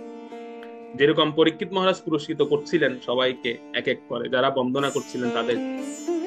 কিন্তু এখনকার স্বাগত বন্দনা বাস্তব তত্ত্বের ভিত্তিতে হয় না, প্রভাত লিখছেন। কেন? পক্ষান্তরে তা কোনো পদাধিকারীর সন্তুষ্টি বিধানের জন্য শুধু করা হয়, এবং প্রায় সেগুলি তাকে কপট তোষামদে পরিপূর্ণ। এটা খুব গুরুত্বপূর্ণ একটা কথা, যে এখনকার সময় আমরাও বন্দনা করি বিভিন্ন বিশিষ্ট ব্যক্তিবর্গদের। দেখা যায় যে আমি কিছুদিন আগেও যাকে নিন্দা বন্ধ করেছি, তাকে আজকে আমি খুব বন্দনা করছি, কারণ সে এখন একটা বড় পদে আছে। তো এইটা হচ্ছে সম্পূর্ণ কপট এবং তোষামদে পরিপূর্ণ। তো প্রভুপাদ বলছেন যে দীনহীন হতভাগ্য বন্দিতেরা সেই সমস্ত স্বাগত বন্দনাকারীদের কদাচিৎ পুরস্কৃত করেন। মানে তারা তো কিছুদিন আগে তারা নিন্দিত হয়েছে, কিন্তু আজকে তারা বন্দনা পাচ্ছেন। তো তখন তারা কি করে? তারা বলেছে 2 দিন আগে সে আমার নিন্দা করেছে আর এখন সে আমার বন্দনা করছে, তো তাকে কিছু দিব না দেব না, বা আমার এই পদ কি আদৌ থাকবে কি থাকবে না, সেই ভয়ে এসে অস্থির। তো কত সুন্দর কথা প্রভুপাদ দেখুন লিখেছেন যে এখনকার সময় যে বন্দনাগুলো হচ্ছে এগুলো হচ্ছে সম্পূর্ণ কপট এবং তোষামত করা অনেকটা, এগুলো প্রকৃত বাস্তব নয়। কিন্তু সেই সময় যে বন্দনাটা করতেন ওনারা, যেমন মহারাজ পরীক্ষিতকে যে বন্দনা করা হচ্ছে, এটা কিন্তু সম্পূর্ণ বাস্তব ছিল, সম্পূর্ণ বাস্তব। এটা পরীক্ষিত মহারাজের সমস্ত দিব্য গুণাবলী ছিল, এবং উনার জন্ম কথা তো আমরা শুনলাম, উনার জন্ম কিভাবে হয়েছিল বা উনি কিভাবে আবির্ভূত হয়েছেন, সম্পূর্ণ ভগবত কেন্দ্রিক কথা সেটাই হতো। তো বর্তমানে হচ্ছে সবটাই কপটতা বা সবটাই হচ্ছে নাটক বলা যায়, সমস্ত কিছুই হচ্ছে নাটক, কপটতায় পরিপূর্ণ। তাই এই সমস্ত নেতাদের দ্বারা আমরা বারবার অত্যাচারিত হচ্ছি, আমরা বারবার কষ্ট ভোগ করছি। কারণ কিছুদিন আমরা তাদের নিন্দাও করি, কিছুদিন আবার আমরা তাদের সুনামও করি। এই কারণে গিয়ে আমরা কি হই, আমরা বিপদের সম্মুখীন হই। কখনো কখনো বা তাকে ফুলের মালা পরাচ্ছি, কখনো বা তাকে জুতার মালা দিচ্ছি। সম্পূর্ণ অভিনয় করা। বর্তমান সময়ে যে আমরা স্তুতি করছি এটা হচ্ছে অভিনয় করার মতো। তো এবং বর্তমান সমাজ ব্যবস্থাটা এমন হয়ে গেছে যে আমরা চাইলেও এই নাটক না করে থাকতে পারছি না, ব্যবস্থাটাই এমন হয়ে গেছে, এটা বাধ্য হয়ে করতে হচ্ছে এরকম। কিন্তু এটা উচিত নয়। প্রভুপাদ তাৎপর্যে লিখেছেন যে এরকম করা কখনো আমাদের উচিত নয়। কৃষ্ণ সম্বন্ধীয় নয় এমন ব্যক্তিদের বেশি তোষামত করা বা বেশি তাদের সঙ্গে শত্রুতা করা দুটোই বিপজ্জনক, কোনোটাই উচিত নয়। যে ব্যক্তি কৃষ্ণ সম্বন্ধীয় নয় তাকে বেশি তোষামত করা অথবা তার সঙ্গে বেশি শত্রুতা করা, এই দুটোই হচ্ছে অত্যন্ত বিপজ্জনক, এই দুটোই অনুচিত কার্য, মনে করা উচিত নয়। একটা ব্যালেন্স রাখা উচিত। কালের প্রভাবে যেটা চিরন্তন সত্য কথা সেটা হচ্ছে এই যে কালের প্রভাবে কেউ কারো শত্রু নয়, কেউ কারো বন্ধুও নয়। এটা হচ্ছে চিরন্তন একটি সত্য কথা। কালের প্রভাবটা এমন যে দেখবেন আজকে যে আপনার খুব ঘনিষ্ঠ বন্ধু, সে কালকে আপনার শত্রু হয়ে গেছে, অথবা আজকে যে আপনার একদম ঘোর শত্রু, কালের প্রভাবে সে আপনার কালকে বন্ধু হয়ে গেছে। এটা হচ্ছে চিরন্তন সত্য কথা। সেজন্য সবগুলোই আপেক্ষিক। এই কারণেই কারো সঙ্গে এরকম কৃষ্ণ রিলেটেড নয়, কৃষ্ণ সম্বন্ধী নয় এরকম কোনো ব্যক্তির সঙ্গে বেশি মিত্রতা বা বেশি তাদের সঙ্গে শত্রুতা করা, এটা দুটোই হচ্ছে অনুচিত। খুব গুরুত্বপূর্ণ এই বিষয়টা, এটা আমাদের মনে রাখতে হবে। তো পরীক্ষিত মহারাজকে সেই সময়ে সমস্ত রাজাগণ যেভাবে ওনার স্তুতি করছিলেন সেটা কিন্তু বাস্তব ছিল, সেটা কখনো তোষামতপূর্ণ ছিল না, এটা প্রকৃত সত্য, সেটাই ওনারা বলছিলেন সেই সময়। তো এইটা শ্রবণ করতে করতে সমস্ত ঋষিগণ এতটাই ভগবত ভাবনায় ভাবিত হয়েছিলেন সে সময়, বা এতটাই ওনারা ভগবানের চিন্তায় মগ্ন হয়েছিলেন যে ওনারা কৃষ্ণ কেন্দ্রিক সবকিছু ওনারা সুত গোস্বামীপাদকে বলার জন্য আরো বেশি বারবার প্রশংসা করছিলেন। সুত গোস্বামীকে বলছিলেন যে আপনি ভগবত রিলেটেড কৃষ্ণ সম্বন্ধীয় সমস্ত কথাই আমাদেরকে আরো বেশি বেশি করে বলুন, আমরা আরো শুনতে চাই। তাই ওনারা জিজ্ঞেস করলেন এখানে যে একটা প্রসঙ্গ জিজ্ঞেস করলেন যে আচ্ছা পরীক্ষিত মহারাজকে যে এই সমস্ত রাজাগণ বিভিন্ন বিষয়ে বলছিলেন, তো পরীক্ষিত মহারাজ কোন বিষয়টা শুনে অত্যন্ত প্রসন্ন হয়েছিলেন সেই রাজাদের উপর, অর্থাৎ কোন বিষয়টা পরীক্ষিত মহারাজের খুব ভালো লেগেছিল সেই সময়, দয়া করে আমাদেরকে সেই বিষয়টা বলুন, আমরা সেই বিষয়টা শুনতে চাই। কোন বিষয়টা পরীক্ষিত মহারাজের কাছে খুব বেশি ভালো লেগেছিল যখন পরীক্ষিত মহারাজকে রাজাগণ প্রশংসা করছিলেন, বিভিন্ন স্তুতি করছিলেন, তার মধ্যে থেকে কোন বিষয়টা পরীক্ষিত মহারাজ সবচেয়ে বেশি পরীক্ষিত মহারাজকে আনন্দ দিয়েছিল সেখানে।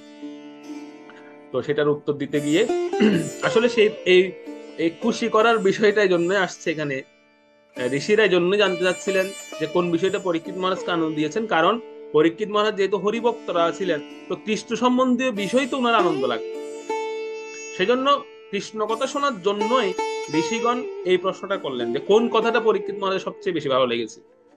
তার উত্তর দিচ্ছেন 16 নম্বর শ্লোকে। আমরা 16 নম্বর শ্লোকে যাই, সেখানে এই কথাটা বলছেন সুত গোস্বামীপাদ যে আসলে কোন কথাটা পরীক্ষিত মহারাজের সবচেয়ে বেশি আনন্দ দিয়েছিল পরীক্ষিত মহারাজ।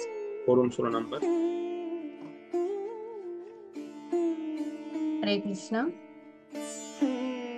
সারথ্য পার্ষদ সেবনম সখ্য দৌত্য বীরাসনানুগমনস্তবন প্রণামন স্নিগ্ধেষু পাণ্ডুষু জগৎপ্রণীতিং চ বিষ্ণুর ভক্তিং করোতি নিপতিশ্চরণারবিন্দে। অনুবাদ: মহারাজ পরীক্ষিত শুনেছিলেন যে ভগবান শ্রীকৃষ্ণ, যিনি সারা জগতে মান্য, তিনি তার অহৈতুকী কৃপাবশে তার প্রিয় পাণ্ডুপুত্রদের সারথ্য বরণ করেছিলেন, দৌত্য করেছিলেন, সম্যকরূপে তাদের সহচর হয়েছিলেন, রাত্রে উন্মুক্ত তরবারি হস্তে তাদের প্রহরী হয়েছিলেন এবং এইভাবে তাদের ইচ্ছা অনুসারে তাদের নানা প্রকার সেবা করেছিলেন।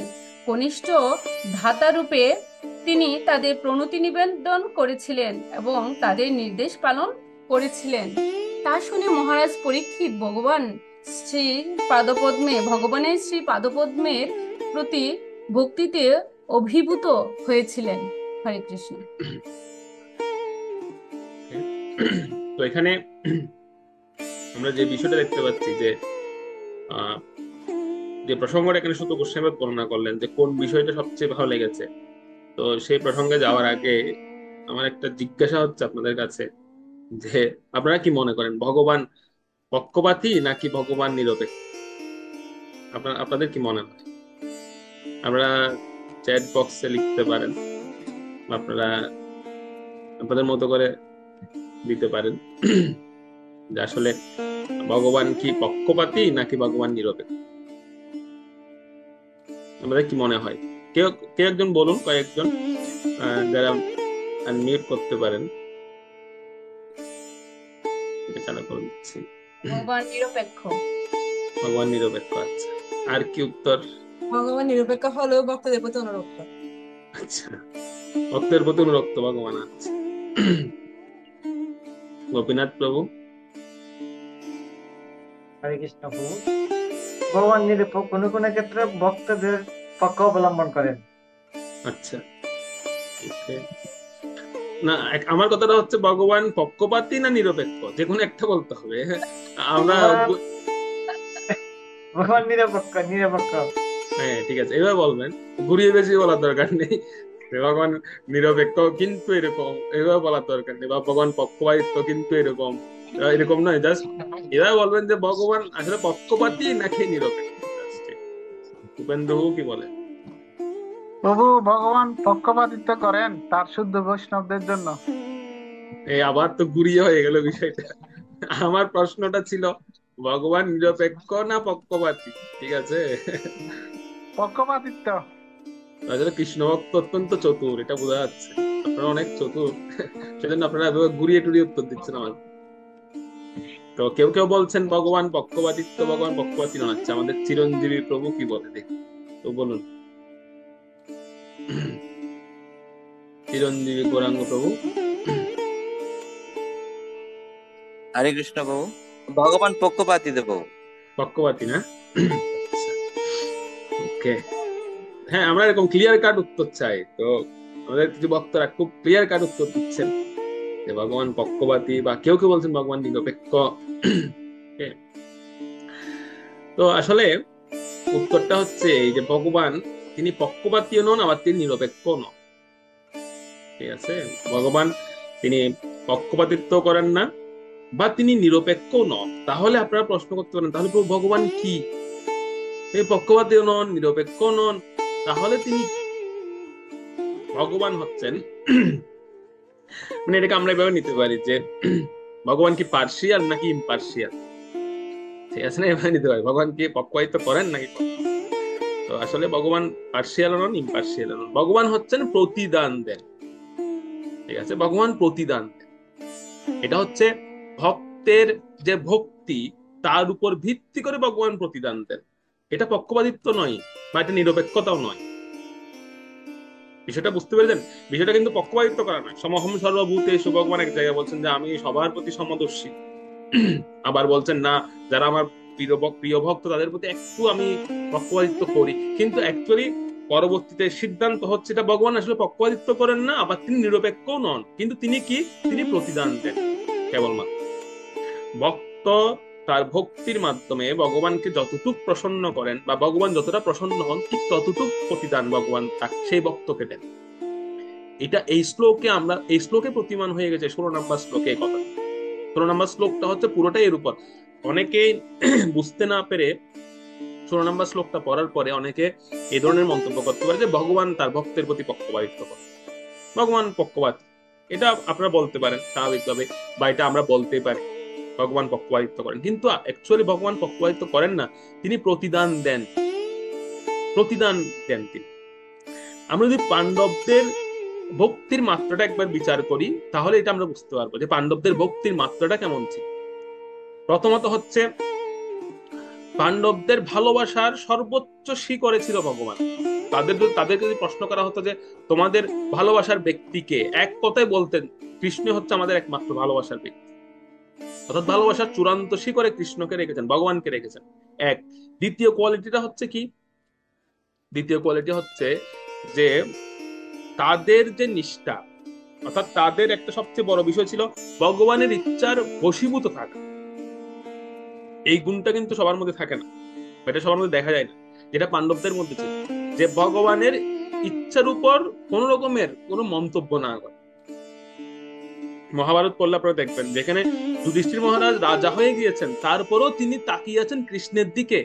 যে কোনো একটা সিদ্ধান্ত নেবেন সেটা তিনি সরাসরি নিতে পারেন, কিন্তু তিনি কৃষ্ণের দিকে তাকিয়ে থাকেন যে কৃষ্ণের কি ইচ্ছা। তো এই ধরনের ভক্তির, পাণ্ডবদের ভক্তির মাত্রা ছিল এরকম। তাদের যে নিষ্ঠা, ভগবানের প্রতি যে নিষ্ঠা, যে জিনিসটা আর কারোর মধ্যে ছিল না, সেজন্য এই 16 নম্বর শ্লোকে এই নিষ্ঠার পুরস্কার দিতে গিয়ে ভগবান তাদের যে কাজটা ভগবান হয়ে করা উচিত নয়, সেরকম কাজও তিনি করেছেন তাদের ক্ষেত্রে। রথ চালিয়েছেন, পাহারা দিয়েছেন তাদের, কারো কারো জুতো পরিষ্কার করে দিয়েছেন ভগবান, এরকম পর্যন্ত। কেন? তাদের ভক্তির মাত্রা, তাদের ভালোবাসার মাত্রা এবং তাদের নিষ্ঠার মাত্রাটা এইটা আর কেউ দেখাতে পারে। সেজন্য ভগবান তাদের জন্য এই কাজগুলো পর্যন্ত করেছেন, যে কাজগুলো এখানে বর্ণনা করা হয়েছে শ্লোকের অনুবাদে। আপনারা সেখানে দেখতে পাচ্ছেন যে ভগবান কি কি করেছেন তাদের জন্য, পাণ্ডবদের জন্য কি না করেছেন তিনি।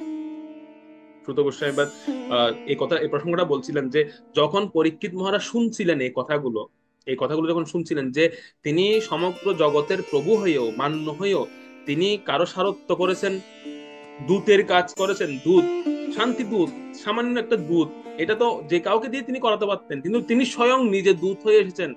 আর দূত হয়ে এসে বন্দি দশা পর্যন্ত প্রাপ্ত হতে যাচ্ছিলেন, মানে বন্দি পর্যন্ত হয়ে গিয়েছিলেন। কারো সহচর হয়েছেন, রাতের বেলা একজন প্রহরের কাজ করেছেন তরবারি হাতে। যুদ্ধের সময় ভগবান বলতেন তোমরা ঘুমাও, আমি ঘুমাবো না, আমি পাহারা দেবো তোমার। পাণ্ডবদেরকে ঘুম পাড়িয়ে রেখেছেন, নিজে পাহারাদার হয়েছে। কিরকম চিন্তা করেন, ভগবান কতটা তাদের ভালোবাসার প্রতি বা কতটা তাদের প্রেমের প্রতি বশীভূত হয়ে গিয়েছিলেন ভগবান। এটা প্রতিদান দেওয়া, এটা পক্ষপাতিত্ব করা নয়।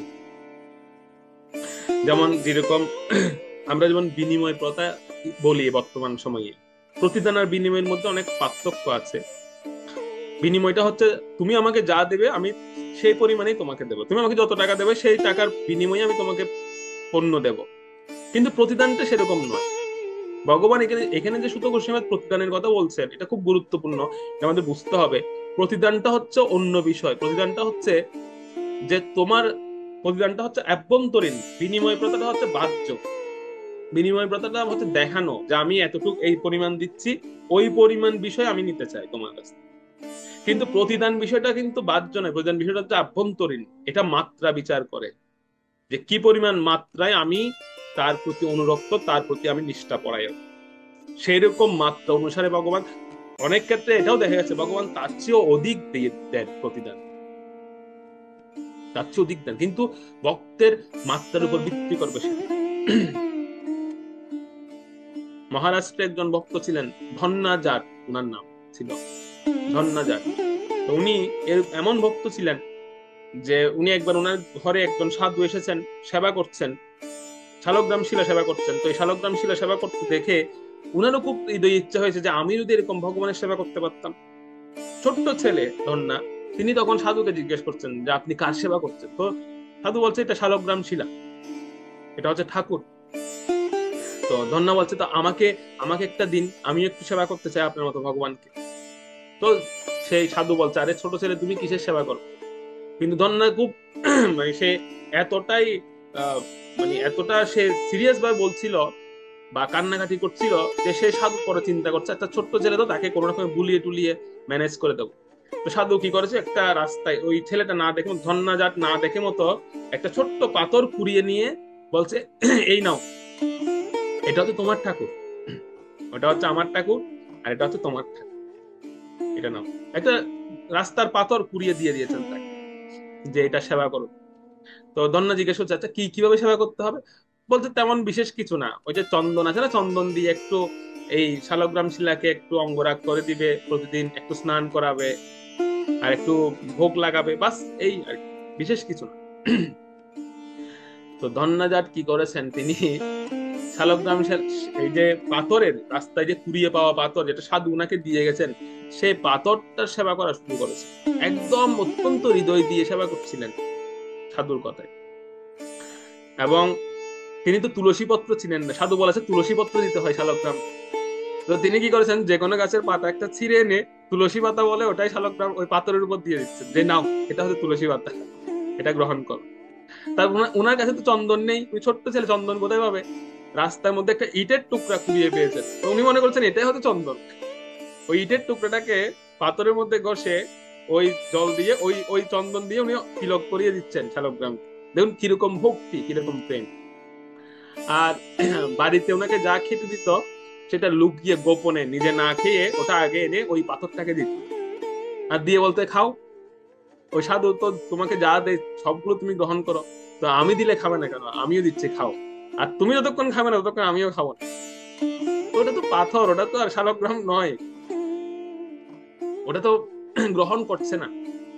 তো ধন্যা জাট কি করছে, তখন সেও খাচ্ছে না, এভাবে একদিন, 2 দিন, 3 দিন সে কোনো কিছু আহার করছে না, যার ফলে সে দুর্বল হয়ে পড়েছে। তো 3 দিনের দিন সে অনেকটা দুর্বল হয়ে, ভগবান যখন গ্রহণ করছে না কোনো কিছুই, সে সেখানে শুয়ে আছে মন্দিরে, উপাস হয়ে ফিরে সে শুয়ে আছে মন্দিরে। হঠাৎ সে পেছন থেকে শব্দ শুনতে পেল, মানে ভগবান খাচ্ছেন, খাওয়ার যে একটা শব্দ হয়, খাওয়ার সময় যে মুখে একটা চাট চাট করে শব্দ হয়, সেরকম একটা শব্দ শুনতে পাচ্ছে। তো সে তাড়াতাড়ি পেছন ফিরে তাকিয়ে দেখছে সরাসরি ভগবান ওই পাথর থেকে বেরিয়ে এসে ভগবান ওর দেওয়া নৈবেদ্য গ্রহণ করছে। তো এটা দেখে সে খুব খুশি হয়ে গেছে ভগবান। সে বলছে, ও আচ্ছা, তাহলে তোমার 3 দিন পরে ক্ষুধা লেগেছে না, তুমি 3 দিন ধরে কিছু খাওনি, 3 দিন পরে তোমার ক্ষুধা লেগেছে, ঠিক আছে, খাও, ভালো করে খাও। তো তার ভক্তিতে, যদিও তার বিস্তৃত কাহিনী আছে, অনেক সুন্দর ওনার জীবনী। তো উনি দেখুন এত অল্প বয়সে, ছোট্ট বয়সে ভগবানের প্রতি যে প্রেম, ভগবানের প্রতি যে ওনার অহৈতুকী একটা বিশ্বাস বা একটা অপ্রতিরোধ্য ওনার বিশ্বাস, সেই বিশ্বাসের উপর ভিত্তি করে ভগবান তার প্রতিদান দিয়েছেন। সরাসরি ভগবান একটি শালগ্রাম নন, অন্য একটি পাথর থেকে ভগবান প্রকটিত হয়ে গেছে। আমাদের তো ভগবানের সরাসরি বিগ্রহের প্রতি আমাদের বিশ্বাস নাই। আমরা বিগ্রহ দেখলে বলি, এটা মার্বেল, এটা কালো মার্বেল, এটা সাদা মার্বেল, বা এটা অমুক, সেটা সমুক, এটা কাঠের, কত কিছু আমরা বলি।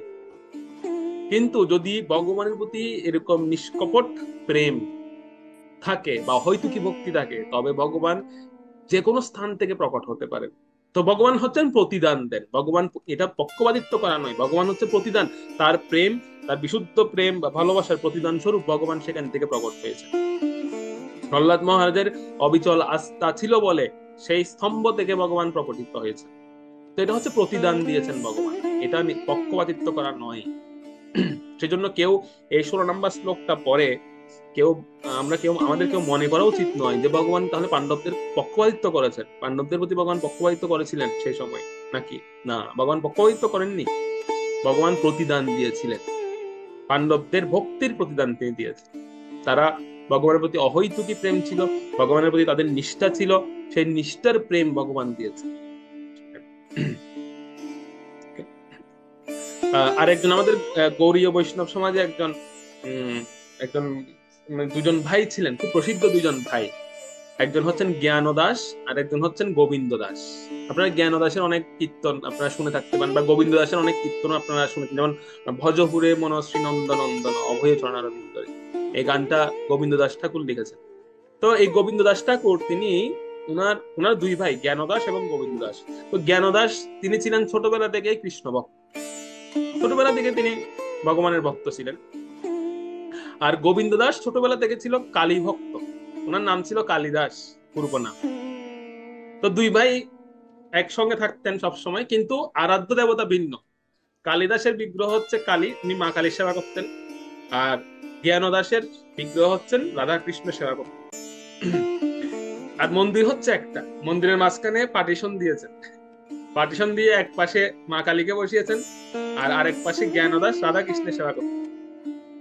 তো যেহেতু কালিদাস বা গোবিন্দ দাস তিনি যেহেতু কালী সাধনা করতেন, তো যেহেতু তিনি তন্ত্র মতে কালী মায়ের আরাধনা করতেন, তিনি খুব ভোরবেলা উঠে যেতেন, খুব ভোরে উঠে যেতেন। আর জ্ঞানদাস যেহেতু কৃষ্ণ ভক্ত সাত্ত্বিক মতে, তো উনি তো একটু দুর্বল প্রকৃতির, তো ওনার উঠতে উঠতে একটু লেট হতো ঘুম থেকে, উনি আস্তে ধীরে যেতেন।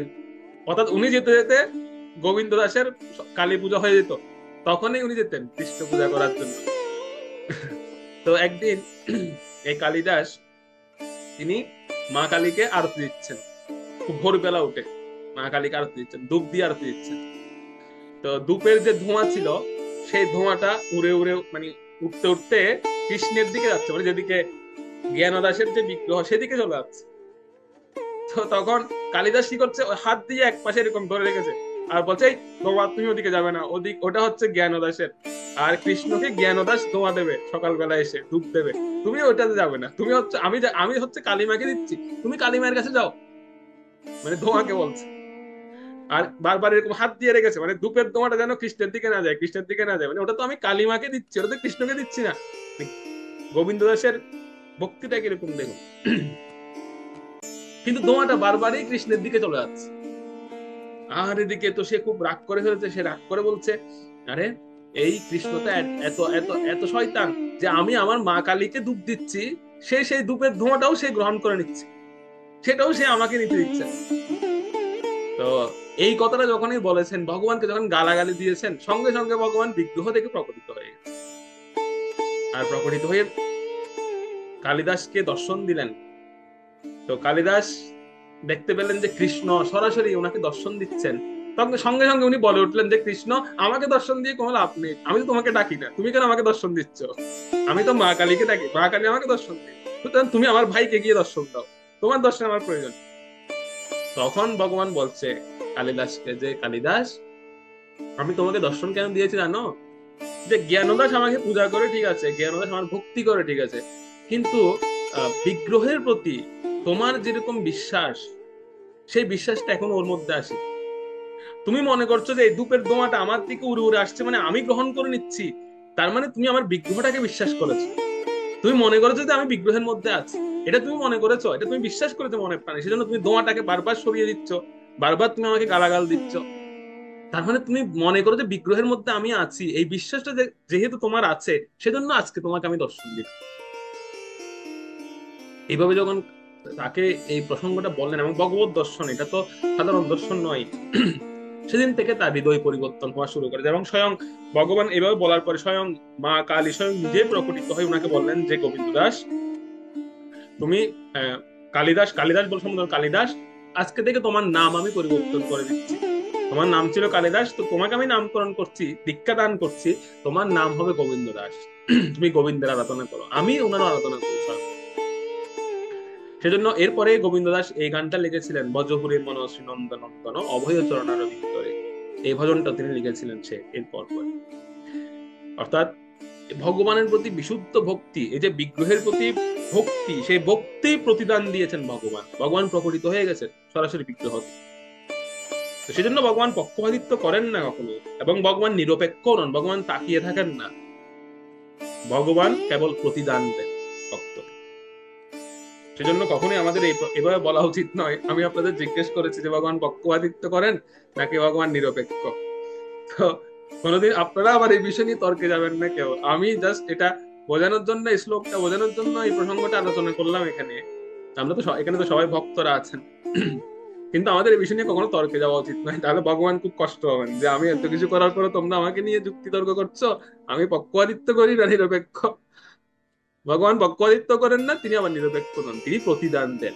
যে যেরকম ভাবে, যার ভক্তির মাত্রা যতটুকু সেই মাত্রা অনুযায়ী তিনি তাকে সেরকম প্রতিদান দেন। দুর্যোধনকে তার ভক্তির মাত্রার প্রতিদান দিয়েছেন, বিদুরকে তার ভক্তির মাত্রার প্রতিদান দিয়েছেন। অর্থাৎ মাত্রা অনুযায়ী আমরা প্রত্যেকেই আমরা প্রতিদান প্রাপ্ত হই। এটার উপর একটা সুন্দর ক্লাসও আছে, যে এটার উপর একটা সুন্দর ক্লাসটা হচ্ছে এরকম যে ভগবানকে আসলে পক্ষপাতিত্ব করেন না নিরপেক্ষ। তো সেখানে বলা হচ্ছে ভগবান পক্ষপাতী নন, নিরপেক্ষ নন, তিনি হচ্ছেন প্রতিদান দেন। তো এই প্রসঙ্গটা বলতে বলতেই পরীক্ষিত মহারাজের এই যে বিষয়টা, এভাবে মহারাজ পরীক্ষিত তিনি অত্যন্ত প্রসন্ন হয়েছিলেন যখন উনি শুনলেন যে ওনার পূর্বজদের সঙ্গে ভগবানের সরাসরি যোগসাজ এবং ওনার পূর্বজদের জন্য ভগবান কি না করেছেন। এই কথাটা পরীক্ষিত মহারাজকে খুব আনন্দ দিয়েছিল। সেই সময় যে প্রশ্নটা ছিল যে কোন প্রসঙ্গটা পরীক্ষিত মহারাজ খুব আনন্দ পেয়েছেন, তো সুত গোস্বামীপাদ বলছেন যে পরীক্ষিত মহারাজ এই বিষয়টা আনন্দ পেয়েছেন যে ওনার পূর্বজদের সঙ্গে কৃষ্ণের কিরকম সম্পর্ক ছিল বা ভগবান কি না করেছেন ওনার পূর্বজদের জন্য। এই কথাটা যে উনি শুনেছেন অত্যন্ত আনন্দ পেয়েছেন। অনেকটা তিনি অজর দ্বারায় ক্রন্দন করছিলেন, কোন কোন জায়গায় তিনি এই প্রসঙ্গগুলো শুনতে শুনতে তিনি হারিয়ে গিয়েছেন, তিনি একদম সম্পূর্ণ অন্যরকম হয়ে গিয়েছেন। এরকমই কিছু কিছু জায়গায় কোনো অনুভূতি উনি প্রকাশ করেছেন যে ওনার পূর্বজদের সঙ্গে ভগবান কত না মধুর সম্পর্ক ছিল। এই প্রসঙ্গগুলো খুব ওনাকে আনন্দ দিচ্ছিল। উনি ভুলে গেছেন যে উনি কি উদ্দেশ্যে বের হয়েছেন ঘর থেকে, সেই উদ্দেশ্যটাই ভুলে গেছেন পরীক্ষিত মহারাজ, যে কেন ঘর থেকে বেরিয়েছিলেন, কি কি কিসের জন্য তিনি বেরিয়েছেন, সব বিষয়গুলো ভুলে গেছেন। সেজন্য যেদিকে ওনার দৃষ্টি পড়ছিল সব শুভ লক্ষণগুলো দেখছিলেন তিনি কেবল। কৃষ্ণ কথার এটাই হচ্ছে শক্তি। তো এভাবে পরীক্ষিত মহারাজ সে রাজ্যগুলোতে অবস্থান করছিলেন, আনন্দে, অত্যন্ত আনন্দে অবস্থান করছিলেন এবং ওনার পূর্বসূরীদের বিষয়ে বিভিন্ন রকমের কথা উনি শ্রবণ করছিলেন। তো পরবর্তীতে 17 নম্বর শ্লোক থেকে, আমাদের আজকে 8টা শ্লোক হয়ে গেছে, তো পরবর্তীতে আপনার 17 নম্বর শ্লোক থেকে আমরা পড়ব যে পরবর্তী বিষয়ে পরীক্ষিত মহারাজ এভাবে অবস্থান করার পরে পরবর্তী ধাপে তিনি আরো কি কি দেখতে পেয়েছেন বা আর কি কি ঘটনা প্রসঙ্গ সেখানে ঘটেছিল 17 নম্বর শ্লোক থেকে আমরা পরবর্তীতে অধ্যয়ন করব। ওকে, হরে কৃষ্ণ কৃষ্ণ কৃষ্ণ কৃষ্ণ হরে হরে, হরে রাম রাম